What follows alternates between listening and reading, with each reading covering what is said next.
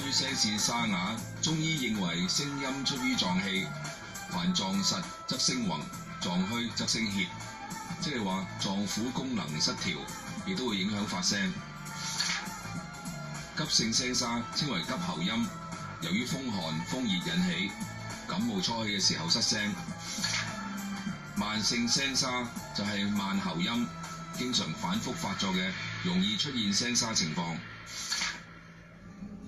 中醫師話聲沙有唔同嘅症型，都會同自己嘅肺同埋脾臟健康有關。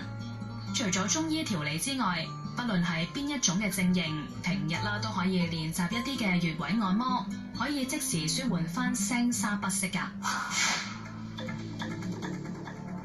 咁我介紹個魚際嘅穴位俾大家。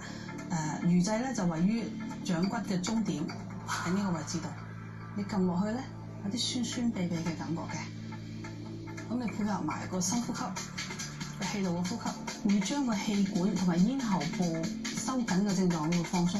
第二個穴位咧就係太淵，太淵咧就位於呢個手腕嘅橫紋嘅外側，撳落去有啲酸酸痹痹嘅感覺嘅，佢有潤肺嘅作用。咁啊，第三個穴位咧叫做通理，通理咧就俾啲失聲嚴重嘅時候咧會使用，會比較效果明顯啲，亦喺呢個腕橫紋嘅肌腱嘅呢個位置，大概1寸嘅位置咧，喺度撳落去。